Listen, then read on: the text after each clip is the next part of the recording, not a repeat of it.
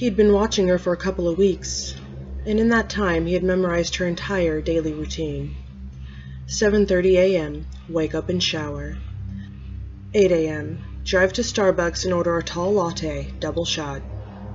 8:30 a.m., arrive at the office, make small talk in the break room for approximately 10 minutes.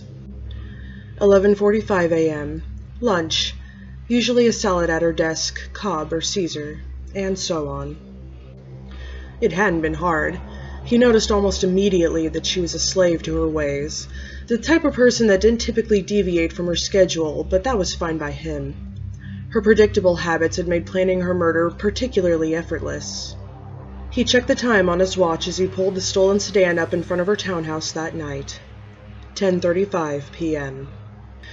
That meant she had just finished watching television for the evening. Probably one of those shitty reality shows she DVRs, he thought to himself.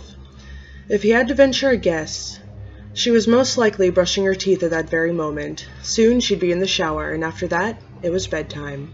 Except, he managed to smile. She wasn't going to make it to bed. Just a few more minutes, and all of his careful planning would finally come to fruition. He told himself that she deserved what he was going to get.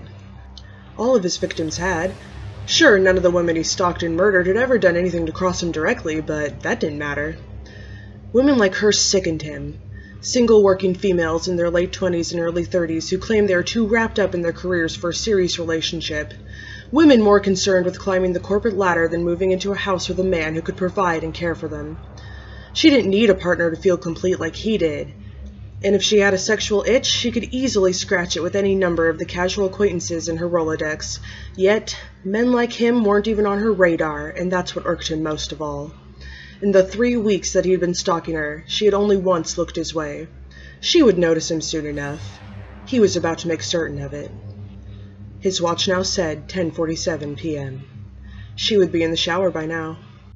11:45 to 11:02. Those were the golden minutes, his window of opportunity. He decided that the best time to break into her place was while she was busy washing. He popped the car's driver's side open, then headed around the back of the house. It had rained fairly hard earlier that day, and now the air was unusually fresh. He swore he could even smell the ocean, even though it was 5 miles away. Part of him wished the weather hadn't cleared up.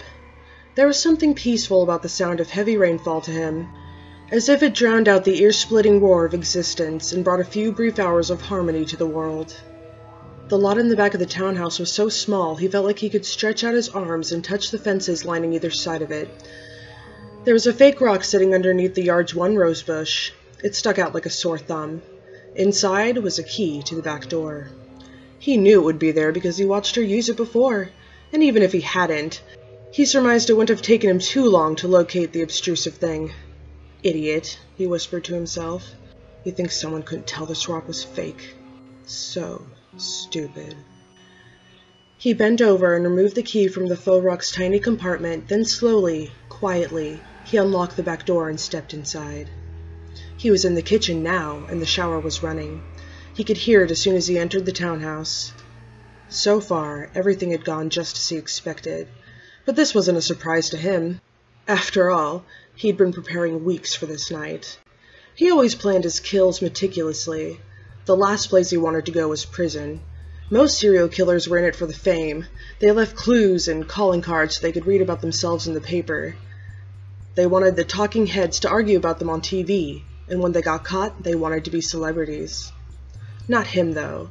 He was only concerned with maiming and torturing as many victims as he could. Getting arrested would ruin all the fun, and he'd barely just begun to play. The woman in the shower would be his 9th casualty of his twisted game, but in his head he knew there were more that needed to die. So many more. Half the human race, if need be. He slinked through the kitchen and into the living room, its shag carpet squished underneath the wet rubber soles of his shoes as he walked across it. He was moving through the shadowy house like a phantom. Darkness was his domain, and he was the monster hiding in it. The sound of the shower was louder now. It was coming from the 2nd level. He stopped at the base of the staircase and peered up. A yellow light was seeping out from beneath the door of the upstairs bathroom. That famous scene from Psycho bled into his mind. He supposed jumping her in the shower was a little cliché, but at least he wasn't going to use a knife. No. He preferred to choke the life out of the women that ignored him. It felt more personal that way. He crept up the stairs as silently as possible. Killing was the only time he ever truly felt good about himself. He was beginning to get excited, giddy even, but as soon as he reached the bathroom door, a sudden twinge of panic shot through his body. The door. What if she locked it? He had simply assumed the door would be unlocked due to the fact that she lived alone, but that didn't make it a sure thing. If she heard him trying to fiddle with the doorknob, she might scream. All the townhouses in that neighborhood were packed so close together. Hers even shared a wall with another one, and the people living in the adjacent building would easily be able to hear her cries for help. A million frantic thoughts began to squawk inside his mind. Even if no one called the cops, people would be looking out their windows to see who came out of the house, maybe even snapping pictures on their phones. What if they got a clear shot of him? The police would catch him for sure once her body was discovered, then his playtime would be over. How could he have been so careless? He considered turning around and heading back down the stairs. There was always tomorrow. If he was quiet about it, he could rework his plan and come back the following evening. He started to leave, but only made it a few steps down the hall before a thought flashed through his head like a bolt of lightning. He stopped in his tracks and began to think about something that happened at the supermarket just 2 days ago. There was a man. He was tall and muscular with a white smile and a perfectly manicured beard. The woman he'd been stalking, the one that was currently in the shower, was flirting with this handsome stranger. He had watched with disdain as the two traded phone numbers and went on their way.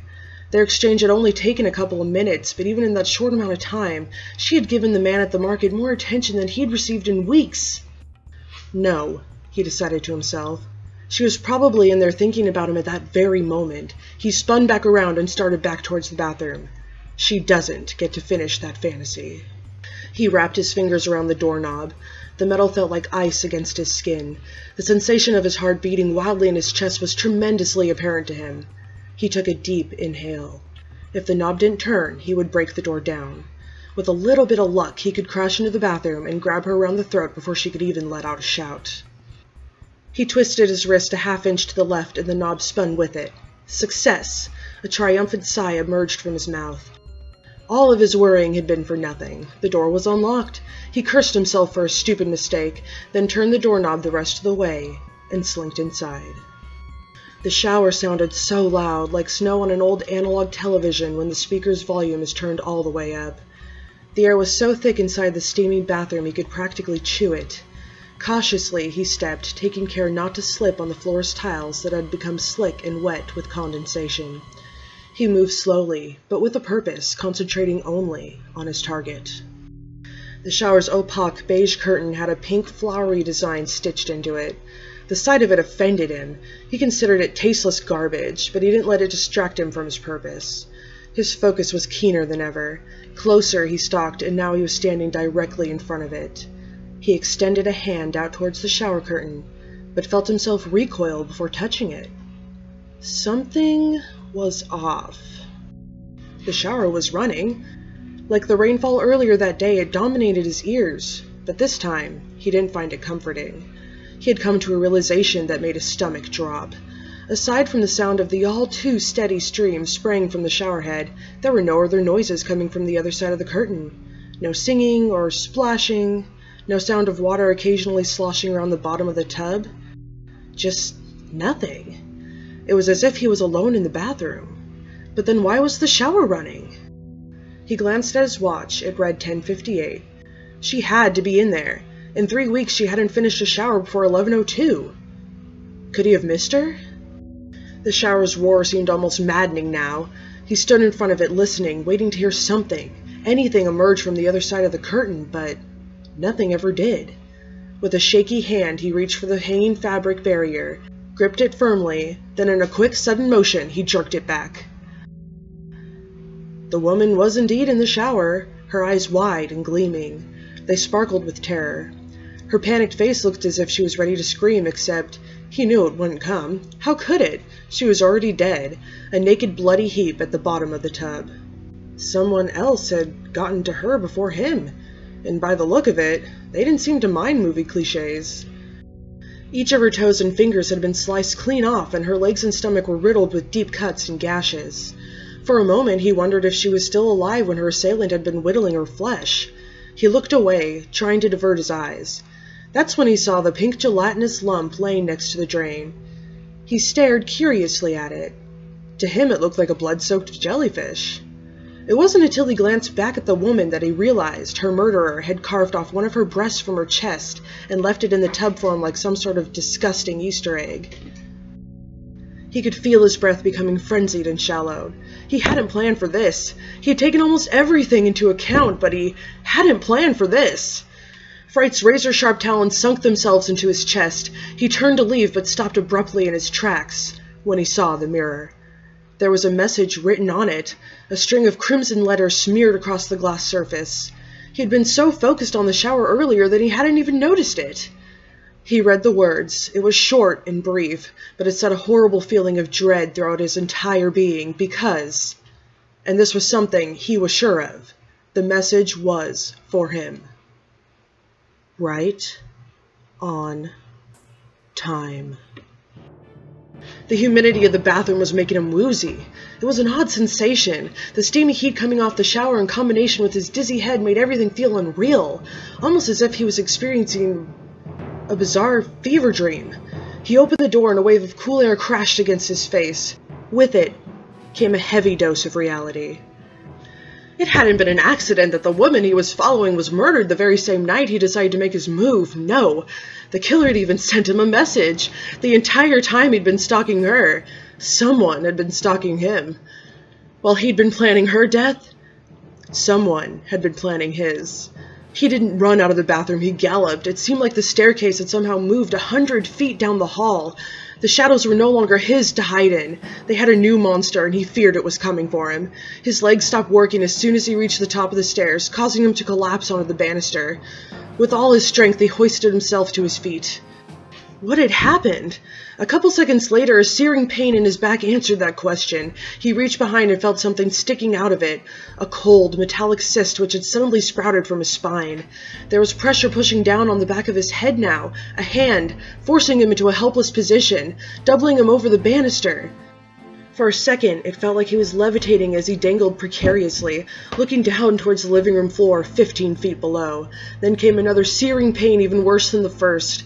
Slowly, his assailant began to pull the knife from his body, and it felt as though his wound was being defiled. How big was the blade? How deep it had been buried?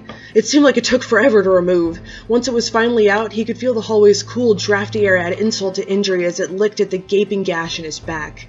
He tried to get back to his feet, but before he could, someone snagged a hold of his ankles, and in an instant, he was toppling over the handrail. The living room spun around him as he fell to the floor. He landed on his shoulder with a thud and let out a groan. There was no doubt in his mind that it was dislocated. He gazed up and saw the figure of a man, crawling down the stairs on all fours like an animal, and he wondered for a second time if he was dreaming. The only thing he could make out was his pursuer's bushy hair, blacker than the midnight sky and as wild as a savage. Desperate questions streamed through his head, all of which he had no answer for. He watched silently as the man or animal or thing that had attacked him reached the bottom step and stood up on 2 feet, uncurling its spine like a cobra dancing for a snake charmer. The shaggy head of dark, matted hair turned in his directions, and now he could see a face. A human face, or at least one that used to belong to a human.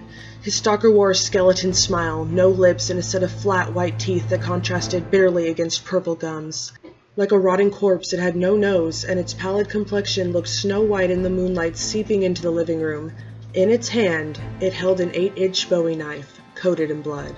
It began to slither towards him again, watching him through a pair of bulging yellow eyes, and it almost looked as if it was wearing a person like a Halloween costume. A teenager or a young man, perhaps. It was dressed in black pants and a white hooded sweatshirt, tie-dyed in the blood of the woman in the bathroom.